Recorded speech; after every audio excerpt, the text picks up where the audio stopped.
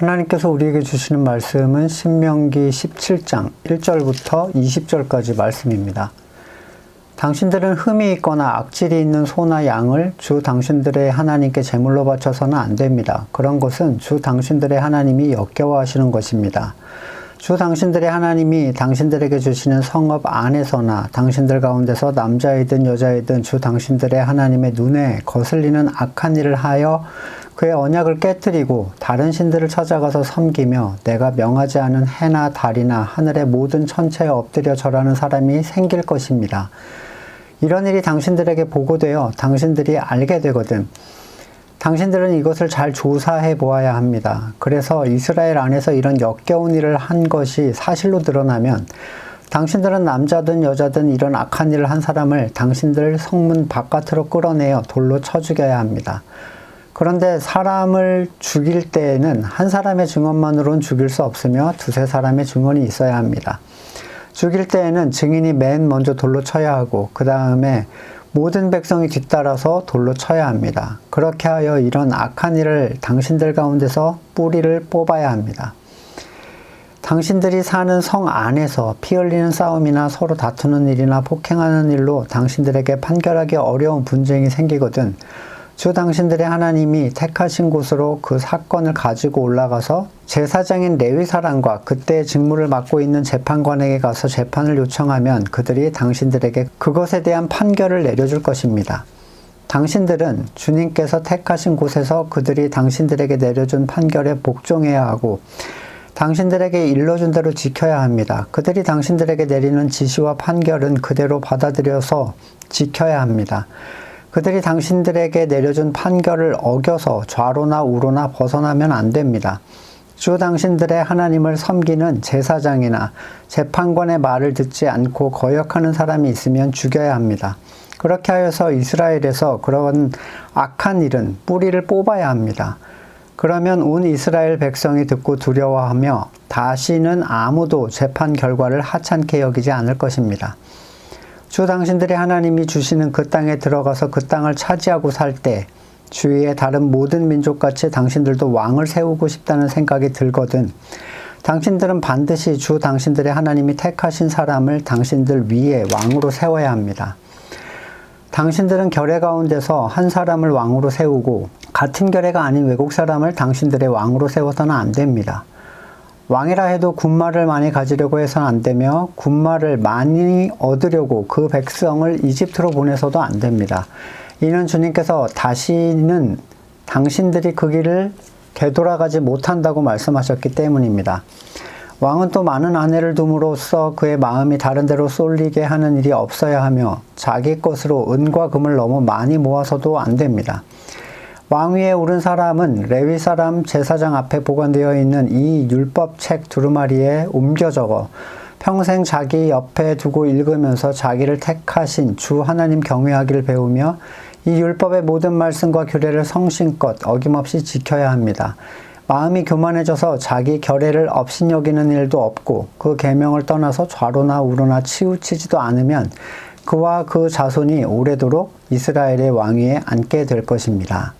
아멘. 17장 본문에서 세 가지 주제를 다루고 있습니다. 첫 번째, 이스라엘 내에 발생하는 배교 사건에 대한 내부적 정화에 대해서 얘기를 하고요. 8절부터는 내부 안에서 일어나는 서로 간의 충돌에 대한 해결, 무엇을 따라 판결하고 어떻게 순종할 것인가. 그리고 14절부터는 왕을 세우게 될 일에 대해서 미리 예고를 합니다. 하나님께서 택하시고 건지시고 또 유업을 주신 상태에서 일어날 일들에 대해서 미리 상황을 어떻게 해결해야 될지 주의를 주신 것은 참 감사한 일인데 경고 없이 일어나는 일에 대해서 경험이 없는 사람들은 당황하고 실수할 수밖에 없기 때문이죠. 먼저 3절 보시면 하나님의 백성 중에 배교가 일어날 것을 예고하고 있습니다. 뭐 그런 사람이 있을 수도 있으니 조심해라가 아니라 발생할 것이다. 근데 사도행전에서도 똑같아요. 20장 29절 내가 떠난 뒤에 사나운 이들이 여러분 가운데 들어와서 양떼를 마구 해하리라는 것을 압니다. 바로 여러분 가운데서도 제자들을 이탈시켜서 자기를 따르게 하려고 어그러진 말을 하는 사람들이 나타날 것입니다.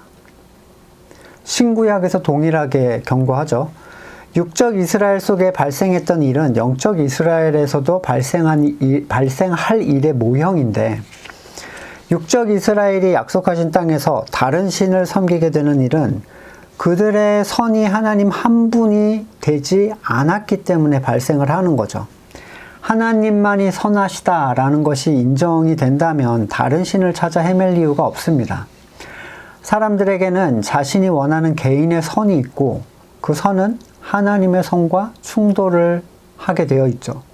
때로 하나님을 믿고 신앙생활을 하는 일에 있어서 내 행복이 포기되어야 한다라고 생각하는 경우가 있습니다. 그러니까 내가 추구하던 것들이 내게 행복을 주는 것이었는데 하나님을 따르려면 그걸 포기해야 된다는 거죠. 물질, 재미, 다양한 쾌락과 명예, 칭찬, 사람들에게 받는 영광, 높아짐, 세상에 속한 어떤 가치들. 거듭남의 자리에서 성경을 보니 하나님은 성도들에게 그거를 약속해 주질 않으신 거예요. 그래서 이걸 함께 가져가고 싶은 사람들에게 드는 생각은 둘 중에 하나입니다. 하나님을 아예 배격하든지 슬그머니 하나님을 따르는 그 자리에 가지고 가든지 뒤섞는 거죠. 근데 이것은 그 사람이 잘 못 알고 있는 게 행복을 포기해야 되는 게 아니에요. 그걸 행복이라고 생각하고 있는 것 자체가 그가 하나님의 가치를 아직 모른다는 의미일 뿐입니다. 따라서 하나님을 배격하든지 이걸 뒤섞어가지고 가져가려고 하는데 성도 중에 누가 나는 내 뜻이 하나님의 뜻보다 더 선하다 이렇게 얘기하는 사람이 어디 있겠어요? 다들 하나님이 선하시다라고 하지만 입으로만 그렇게 얘기를 합니다.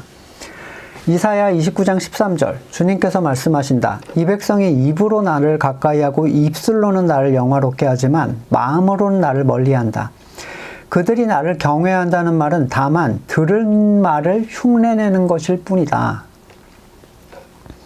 들은 말을 흉내낸다는 이사야의 지적이 너무나 적절한데 보통 건물의 교회에서는 무엇이 하나님을 경외하는 것인지 전혀 알지 못한 채 누군가에게 들어왔던 것으로 그냥 흉내를 내요. 정작 자신이 원하는 것들을 슬그머니 하나님을 섬기는 일에 곁에 가져다 주고 이 정도가 이제 심해지면 아예 하나님이 아닌 다른 것을 향해서 막 달려가기 시작합니다. 번영주의, 율법주의, 영지주의, 신비주의, 인본주의 그 어떤 것도 하나님의 자리를 대신하거나 복음에 뒤섞일 수 없습니다. 이러한 것들이 공동체에 슬그머니 들어오는 일은 아주 쉬운데 이렇게 얘기하는 거죠. 하나님을 향한 의도가 있다. 좋은 의도가 있다. 라고만 하면 사람들은 나쁜 마음으로 그런 건 아니구나. 그리고 쉽게 받아들여요. 괜히 감정을 상하고 좋은 의도를 낸 사람의 마음에 상처를 줄 이유가 어디 있겠습니까? 하지만 그것을 제어할 수 있는 가장 좋은 때는 그게 시작될 때입니다. 그 일이 진행되고 나서 자리를 잡고 커져서 완전히 행사가 되기 시작하면 그때는 상처받는 게 문제가 아니라 그 행동이 전체 공동체에 부정적인 영향을 끼치게 됩니다. 사람들은 그 일이 하나님을 섬기는 일이라고 착각하고 그 일에 공공연히 열성을 내고 그것을 하지 않는 사람들을 정죄하고 반대로 오히려 쫓아내요.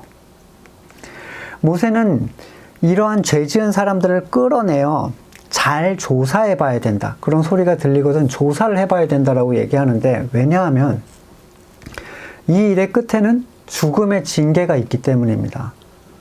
완전하지 못한 사람이란 존재는 오해할 수 있죠.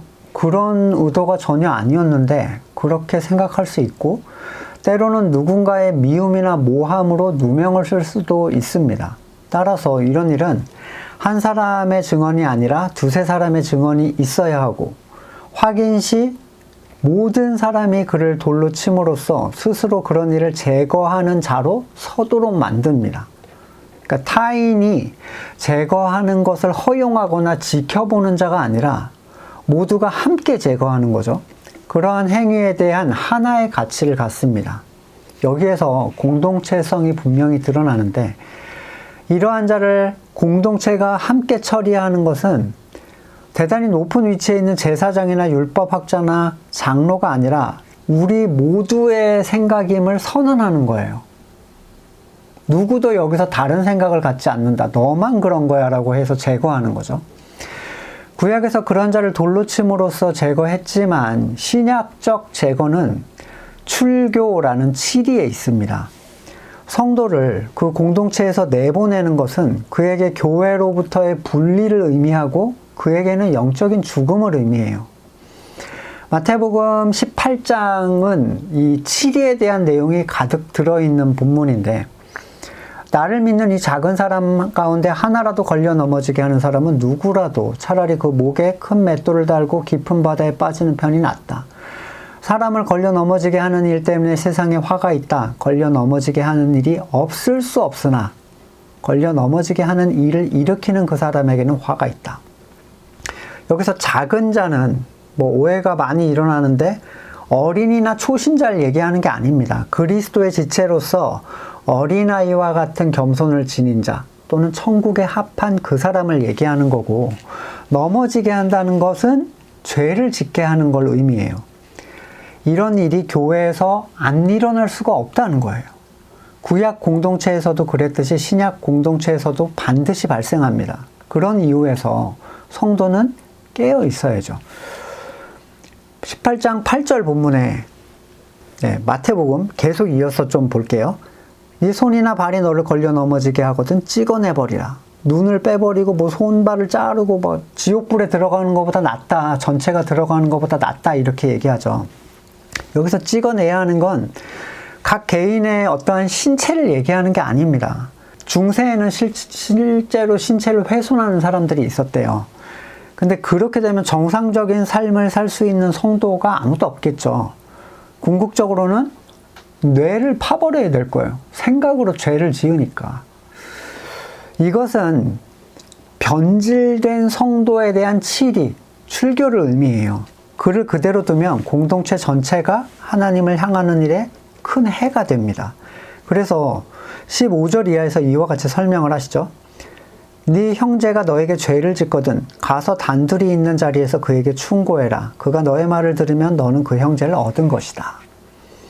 여기서 말하는 죄는 성도의 연약함으로부터 나오는 실수나 넘어짐을 의미하는 게 아니에요. 이것이 없는 성도는 없죠. 넘어짐, 연약함 이런 게 없이 나는 튼튼해가지고 막 항상 강건하다 이런 사람은 아무도 없어요. 그리고 이게 말한다고 고쳐지는 것도 아닙니다. 야, 너 그렇게 하지 말라고 해서 그 행동이 고쳐지지도 않아요.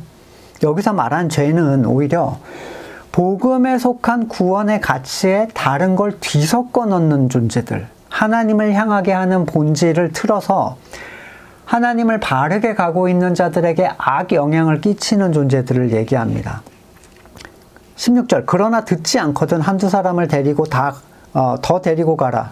그가 하는 모든 말을 두세 증인의 입을 빌어서 확정 지으려는 것이다. 그러나 그 형제가 그의 말도 듣지 않거든 교회의 말해라. 교회 말조차 듣지 않거든 그를 이방 사람이나 세리같이 여겨라.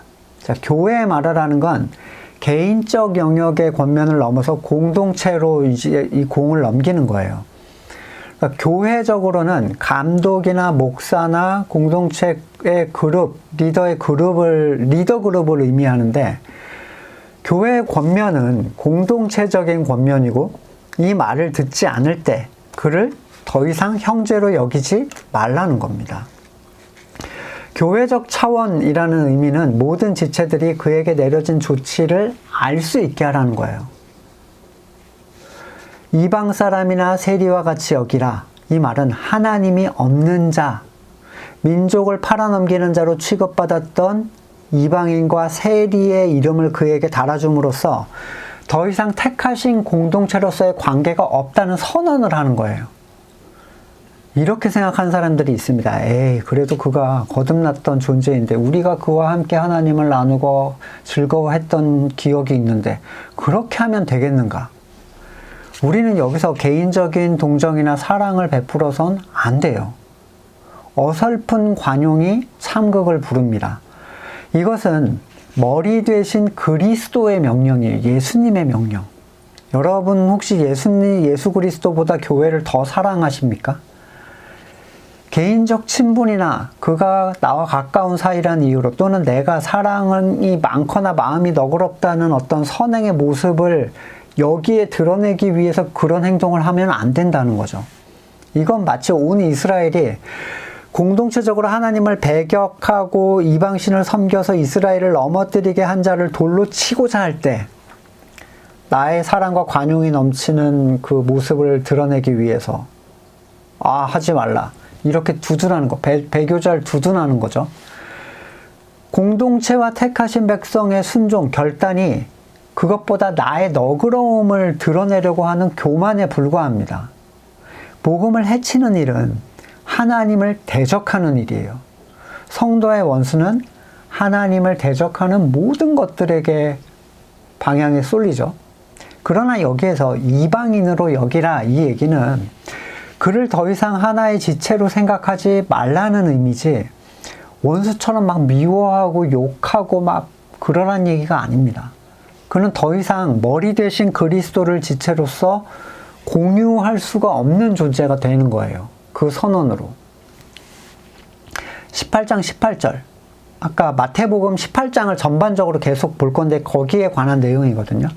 내가 진정으로 너희에게 말한다. 무엇이든지 땅에서 매면 하늘에서도 맬 것이요 하늘에서 푸는 것은 땅에서 푸는 것은 하늘에서도 풀릴 것이다.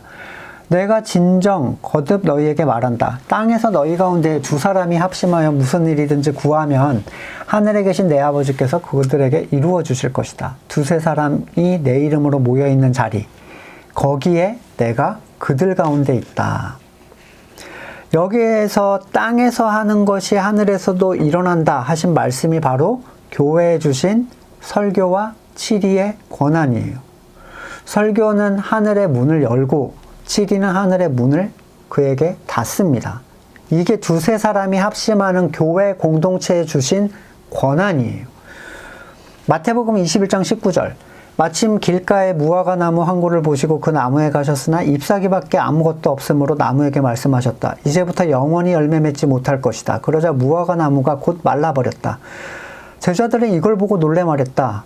무화과 나무가 어떻게 그렇게 당장 말라버렸을까? 예수께서 말씀하셨다. 내가 진정으로 너희에게 말한다. 너희가 믿고 의심하지 않으면 이 무화과 나무의 한 일을 너희도 할 수 있을 뿐만 아니라 이 산들어 들려서 바다에 빠져라 말할 때 그렇게 될 것이다. 그러나 이 권위를 주신 게 분명히 맞지만 이것은 사랑을 위한 것이지, 그러니까 공동체를 위한 것이고 택하신 자들을 위한 것이지 권위를 위한 권위가 아니에요. 뭐 협박하고 위협하라고 주신 게 아닙니다. 그러니까 완장질하라고 주신 게 아니라는 거예요. 18장 21절. 그때 베드로가 예수께 와서 말했다. 뭘 얘기하냐면 형제가 나에게 자꾸 죄 지으면 내가 몇 번이나 용서해 주어야 합니까? 7번까지입니까? 예수께서 대답하셨다. 7번 아니라 70번을 7번이라도 하여야 한다. 자, 잘못해서 7일 당했는데 여기서 말하는 용서해 주라는 건 그가 회개했다라는 전제하에서입니다. 그러니까 회개하지도 않았는데 용서할 거면 7일 할 것도 없죠. 예, 회개한다라고 돌아왔을 때를 얘기해요.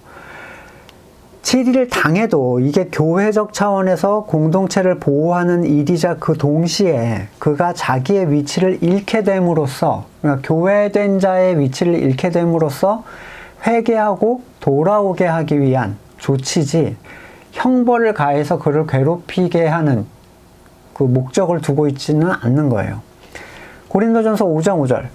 여러분은 그런 자를 당장 사탄에게 넘겨줘서 그 육체는 망하게 하고 그의 영은 주님의 날에 구원을 얻게 할 것입니다. 여러분이 자랑하는 것은 옳지 않습니다.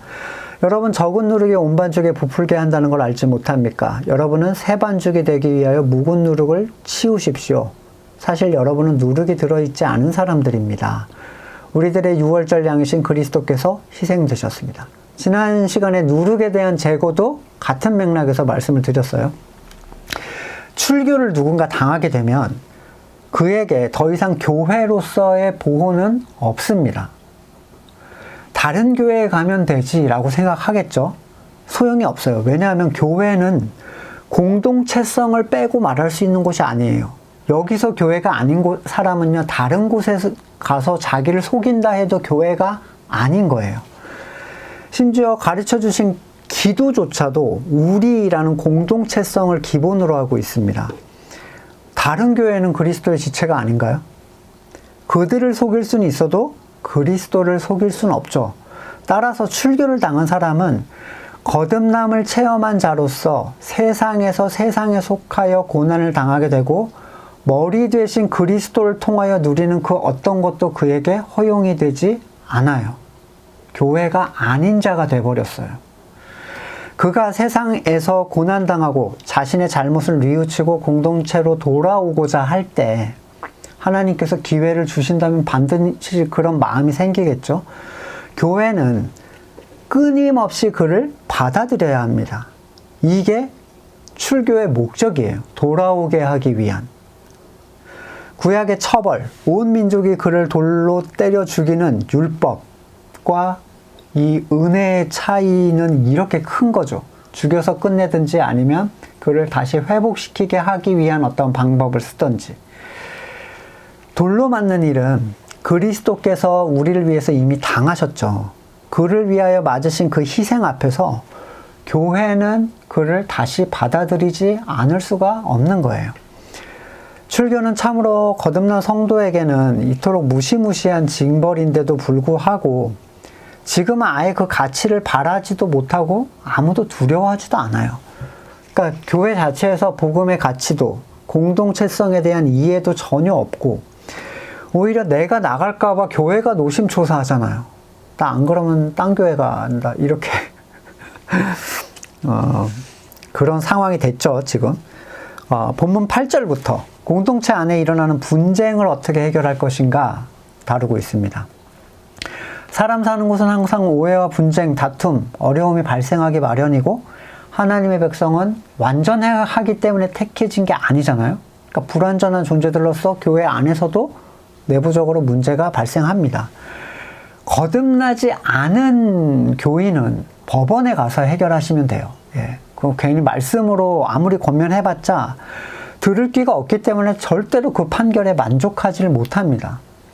거듭난 성도 간의 문제는 공동체 안에서 해결을 해야 됩니다. 그 기준은 항상 성경이고 그에 대해 바르게 해석해 줄 사람은 말씀을 맡은 목회자가 되어야 돼요. 성도는 말씀에 순종하는 사람이잖아요.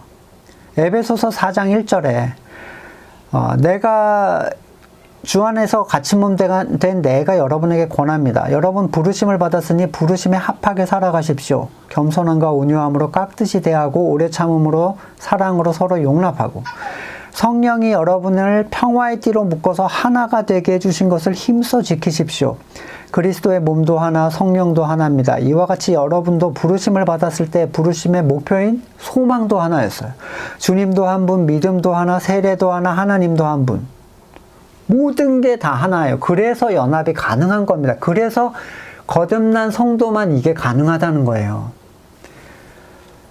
그리고 말씀 사역자는 말씀 전에 에베소서에서 말씀드린 대로 하나님께서 교회를 바르게 세우기 위하여 공동체에 주신 선물이에요.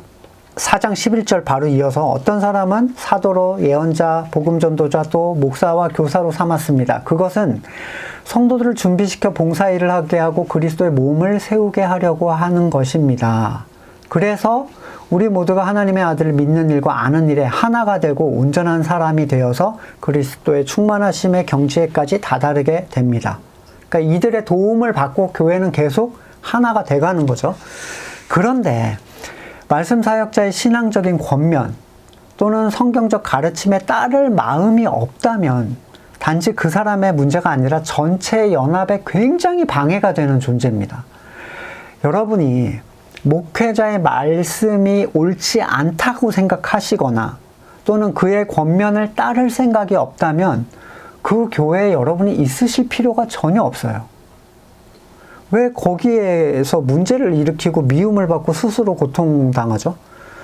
그 목회자를 신뢰하지 않기 때문에 따르지 않겠다는 거잖아요. 만약에 진리를 말하는데 따르지 않겠다면 더 정신없는 얘기고요. 이런 분도 있겠죠. 우리 목회자는 복음을 얘기하지 않아. 복음을 모르는 것 같아.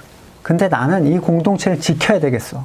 왜? 내 가족들이 여기 다 있고 내가 오랫동안 사귀었던 사람들이 여기 다 있거든. 그러니까 내가 목회자뿐만 아니라 이 공동체를 변화시키겠다 라고 생각하는 분들, 이건 성경에서 말하는 공동체의 형성도 아니고 성도에게 맡겨주신 사명도 아니고 혼자 망상에 빠진 거예요. 이 말은 목회자가 하는 말에 무조건적 순종을 하라는 얘기가 아닙니다. 뭐 성가대 하십시오, 자매님 그럼 뭐 무조건 순종하겠습니다. 이런 얘기는 아닌 건 아시겠죠? 예. 목회자가 설교를 하면 거기에 대한 질문, 의문을 가질 수 있어요.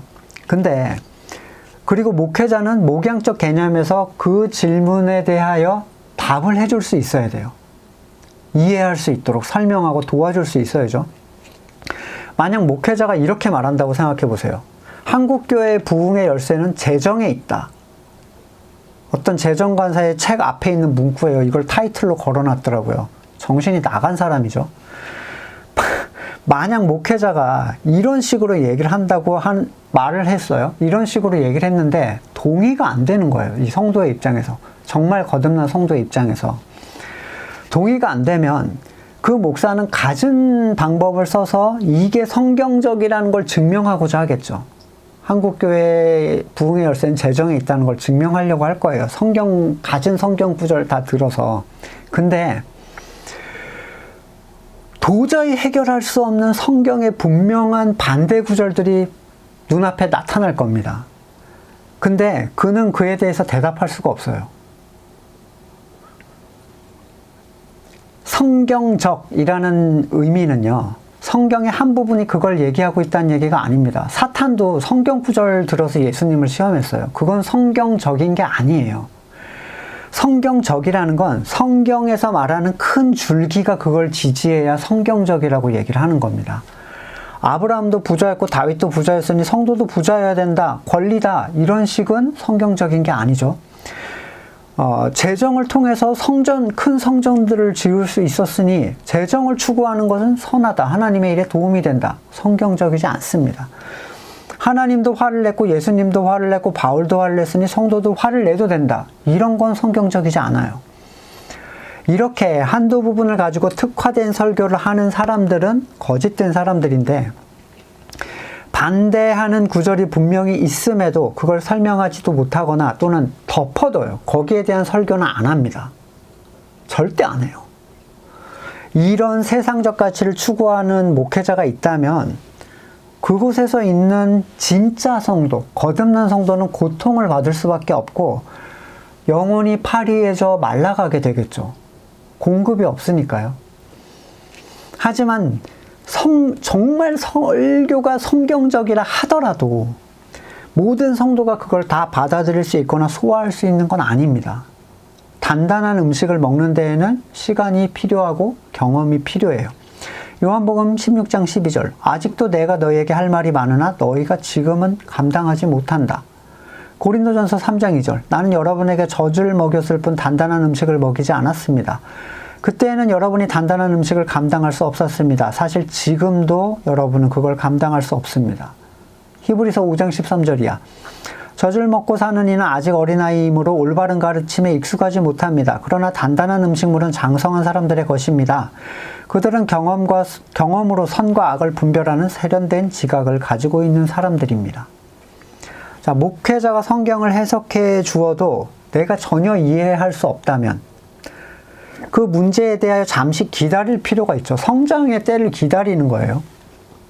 내가 이해할 수 없는 것은 다 이단이다, 이렇게 주장하는 경우가 있는데 얼마나 미련한 발상입니까? 만약 성도가 이런 태도를 고수하고 있다면 그는 하나의 공동체로 있을 수가 없어요. 분명히 공동체 안에서 많은 문제를 야기할 것이고 시도 때도 없이 자신이 목회자보다 말씀의 권위를 더 잡고 흔들려고 하겠죠. 말씀의 권위 위에 서려고 하는 모든 것들은 교만입니다. 어떻게 사람인 교황이 말씀의 권위보다 위에 있을 수 있죠? 그게 천주교의 교리인데 어떻게 자신의 철학, 사상, 내가 이해할 수 없는 말씀 위에 그것들을 놓을 수가 있습니까? 이런 자들에게는 우상을 숭배하는 자들에 대한 처벌과 동일한 처벌이 내려졌어요. 죽이는 거죠. 사형. 온 민족에 때려잡는 거예요. 또는 출교가 내려집니다. 그래야 13절처럼 온 이스라엘이 듣고 두려워하며 성경적 가치에 대한 결과를 하찮게 여기지 않겠죠. 히브리서 13장 17절. 여러분의 지도자들의 말을 고지 듣고 그들에게 복종하십시오. 그들은 여러분의 영혼을 지키는 사람들이요 이 일을 장차 하나님께 보고 드릴 사람들입니다. 그러므로 여러분은 그들이 기쁜 마음으로 이 일을 하게 하고 탄식하면서 하지 않게 해주십시오. 그들이 탄식하면서 일하는 것은 여러분에게 유익이 되지 못합니다. 자, 14절부터 갑자기 주위의 다른 모든 민족과 같이 왕을 세우고 싶은 생각이 들거든 이란 얘기가 나와요. 이스라엘은 택하여 구별하신 자들이잖아요. 근데 주위의 다른 모든 민족이 하는 어떤 것을 추구하는 것에 대해서 마치 허용하는 것 같은 느낌을 주죠. 너희는 절대 왕을 세우려고 하지 말고 왕을 세우고자 하는 자가 있으면 돌로 쳐서 죽여라. 이렇게 하질 않았어요. 생각을 아예 틀어막아 버렸으면 어땠을까요? 사무엘 하에서 8장 6절 이하 이런 상황이 묘사가 됩니다. 그러나 사무엘은 왕을 세워달라는 장로들의 말에 마음이 상해 주님께 기도를 드렸더니 주님께서 사무엘에게 말씀하셨다.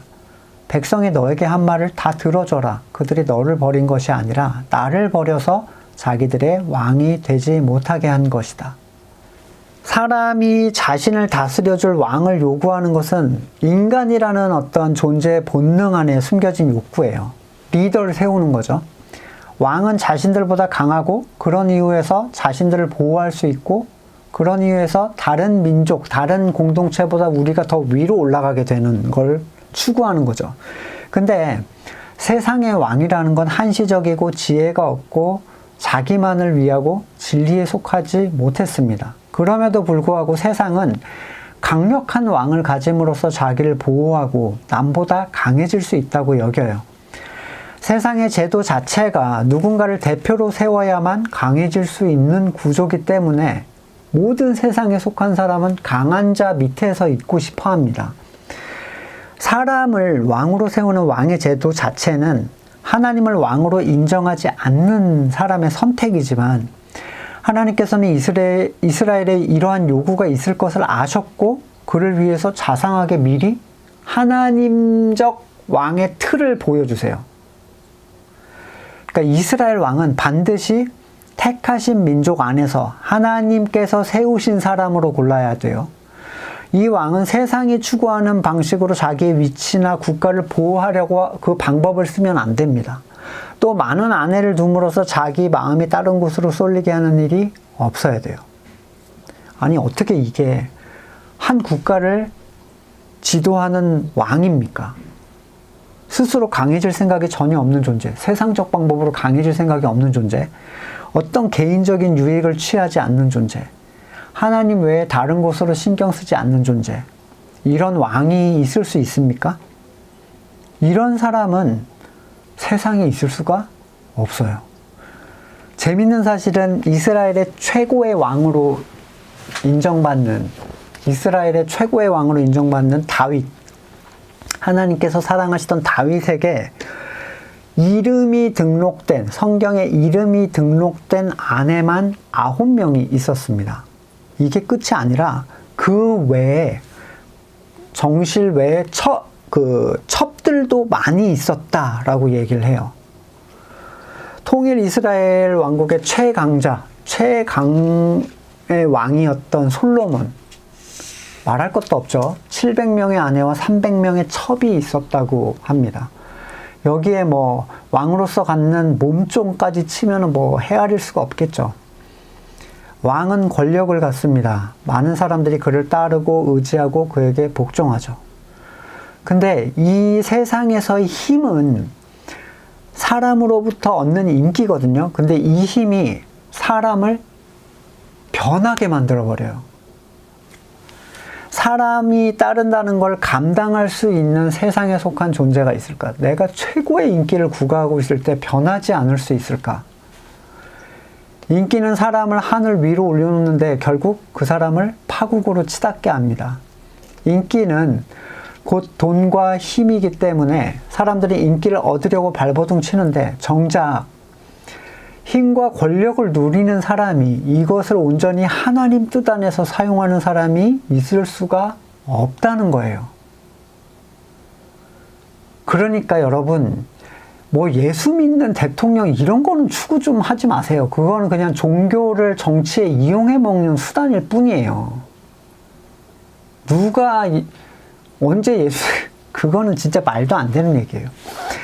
하나님의 말씀과 율법은 왕으로 세워진 자가 항상 자기 옆에 두고 살펴야 했는데 정작 율법에 관한 내용은 다윗이 솔로몬에게 하나님이 너 율법을 잘 지켜야 된다 이거 얘기하고 나서요. 요시야 때 성전에서 율법책을 발견할 때까지, 그러니까 완전 사라졌다가 발견이라는 표현 단어가 사용됐어요. 이때까지 나타나질 않습니다. 그 중간에. 이 기간이 대략 300년이에요. 요시야 왕은요, 성전에서 율법책이 발견되기 전까지 18년 동안 종교를 개혁했습니다. 제단, 신상 다 부수고 성전을 보수하고 개혁했던 인물인데, 그가 율법책을 발견해서 낭독하는 걸 들으면서 내가 하나님의 뜻대로 하고 있었네 막 흡족해 한 게 아니라 막 옷을 찢고 회개를 했어요. 왜? 내가 생각하는 개혁과 하나님의 뜻은 전혀 달랐던 거예요. 엉뚱한 행동을 한 거죠. 잘해 보였음에도 불구하고 율법을 갖다 놓고 비교하니까 맞지가 않은 거예요. 하나님께서 말씀하시는 이런 완전한 왕은 결국 이스라엘 왕국이 멸망할 때까지 단 한 명도 나타나지가 않았습니다. 사람으로서 하나님을 대신할 수 있는 왕은 존재할 수가 없는 거죠. 그리고 하나님께서는 자기 아들을 보내셔서 택하신 자들의 왕으로 세워주셨습니다. 이사야서 42장 1절이야. 나의 종을 보라. 그는 내가 붙들어주는 사람이다. 내가 택한 사람, 내가 마음으로 기뻐하는 사람이다. 내가 그에게 나의 영을 주었으니 그가 민족에게 공의를 베풀 것이다. 그는 소리치거나 목소리를 높이지 않으며 거리에서는 그 소리가 들리지 않게 할 것이다. 그는 상한 갈대를 꺾지 않으며 꺼져가는 등불을 끄지 않으며 진리로 공의를 베풀 것이다. 그는 쇠하지 않으며 낙담하지 않으며 끝내 세상에 공의를 세울 것이니 먼 나라에서도 그의 가르침을 받기를 간절히 기다릴 것이다. 6절에 나 주가 의를 이루려고 너를 불렀다. 내가 너의 손을 붙들어주고 너를 지켜주어 너를 백성의 언약과 이방의 빛이 되게 할 것이니 네가 눈먼 사람의 눈을 뜨게 하고 감옥에 갇힌 사람을 끌어내고 어두운 영창에 갇힌 이를 풀어줄 것이다. 나는 주다. 이것이 나의 이름이다. 나는 내가 받을 영광을 다른 사람에게 넘겨주지 않고 내가 받을 찬양을 우상들에게 양보하지 않는다. 자, 구약을 실패의 역사다라고 하는 분명한 이유는 장차 올 것, 참된 것의 그림자이기 때문이에요. 구약 안에서 완전한 것이 채워졌다면 새로운 언약은 필요가 없겠죠. 하나님께서 택하신 백성들에게 참된 왕을 주신 이유가 뭡니까? 그들이 하나님께서 원하시는 의를 얻을 수 있게 하기 위하신 거예요. 요한복음 13장 14절. 그러나 요한은 내가 선생님께 세례를 받아야 할 터인데 선생님께서 내게 오셨습니까? 하고 말하면서 말렸다. 예수께서 그에게 말씀하셨다. 지금은 그렇게 하도록 하십시오. 이렇게 하여 우리가 모든 의를 이루는 것이 옳습니다. 그제서야 요한이 허락했다. 하나님께서는 아들을 왕으로 세우시고 모든 죄를 그에게 지우시고 그를 치시고 모든 분을 그리스도에게 다 쏟아 부으셔서 하나도 남기지 않으셨어요. 그 분노를, 그 진노를. 택하신 자들의 죄를 더 이상 기억하지 않으실 정도로 시원하게 그리스도한테 다 털어내신 거예요. 하나도 남겨놓으신 게 없이. 골로새서 2장 14절. 하나님께서는 우리에게 불리한 조문들이 들어있는 빈 문서를 지워버리시고 그것을 십자가에 못 박으셔서 우리 가운데서 제거해버리셨습니다. 그리고 모든 통치자들과 권력자들의 무장을 해제시키시고 그들을 그리스도의 개선 행진의 포로로 내세우셔서 무사람의 구경거리로 삼으셨습니다. 그러므로 뭘 하라고 하나 보세요. 먹고 마시는 일이나 명절, 초승달 축제, 안식일 문제로 아무도 여러분을 심판하게 못하게 하십시오. 이것은 장차 올 것들의 그림자일 뿐이요 그 실체는 그리스도에게 있습니다. 사람들은 그리스도를 믿는다라고 얘기하면서 그 믿음의 의미가 무엇인지, 그 방향이 어딘지 전혀 다른 곳으로 나가는 경우가 많습니다. 온전한 의를 이루시는 그리스도를 믿는다는 것은 자기의 의를 멈추고 믿음으로 그걸 주신 것을 받아들이는 것이지 내 행위를 통해서 뭔가를 하는 게 아닙니다. 물론 이 참된 믿음은 믿음의 행동을 하도록 그 사람을 움직이는데 이 행동은 해야 된다, 말아야 한다는 자기 제어의 행동 방식이 아니라 하나님께서 그에게 소망을 주시고 기쁨으로 그걸 행하게 하시는 새 언약의 성취로부터 나온 행동이에요. 그리스도가 온전히 우리의 왕이 되실 때 우리는 그 가르침에 따라 온전히 하나님께서 우리에게 주시는 말씀대로 살아갈 수가 있습니다. 그분은 택하신 백성을 위해 목숨을 주신 겸손의 왕이시고 하나님의 계명에 좌로나 우로나 치우치지 않으시고 영원토록 이스라엘의 왕이 되신 분입니다. 모든 사람의 정치 제도 중에 가장 완벽한 제도가 뭐냐면 왕정이래요. 왕정인데 문제는 그 왕이 완전한 지혜로 백성을 목숨을 내줄 정도로 사랑하는 자가 되어야 한다는 점에서 상상 속의 제도가 돼버린 거죠. 성도에게는 이런 왕이 있습니다. 그리고 참된 성도는 그분의 다스림 속에서 그 어디에서도 누릴 수 없는 보호, 평안, 만족, 기쁨을 누리게 됩니다. 저는 예수님을 왕으로 삼았는데 전혀 그런 게 없던데요. 늘 부족한 것 투성이에 늘 불안하고 우울하고 항상 다치고 이렇습니다. 이 사람은 정말로 예수님을 왕으로 삼은 걸까요? 그럼 예수님은 그 사람에게 거짓말 하신 걸까요? 아니면 이 사람이 예수님을 왕으로 삼지 않고 삼았다고 착각하는 걸까요? 사도들의 세상의 삶이 어땠는지를 보시면 그럼에도 불구하고 그들이 왜 늘 만족과 평안이 있었는지를 보시면 무엇이 잘못됐는지는 금방 알 수 있습니다. 풍랑이 치는 배 위에서 평안히 주무셨던 그리스도의 마음이 우리에게는 있는가? 가장 완전한 재판관이자 왕 대신 그리스도의 평강이 우리 안에 풍성히 거하기를 소망합니다. 말씀을 놓고 같이 기도하겠습니다. 우리를 하나로 불러주시고 하나의 몸으로 연합하게 하셨며 하나의 아버지를 부르게 하신 은혜를 감사드립니다. 이 하나 되게 하신 은혜를 온전히 지켜나가기를 원합니다. 숫자에 연연하지 않는 담대함, 깨끗함을 향한 소망을 뜨겁게 해주시고 늘 깨어서 이것을 살필 수 있는 지혜를 주십시오. 그리스도를 우리의 왕으로 세워주신 은혜를 감사드립니다. 영원토록 그 은혜를 찬양하며 그분의 다스림을 기뻐하는 우리가 되도록 인도하여 주시옵소서. 감사드리고 예수님의 이름으로 기도드립니다. 아멘.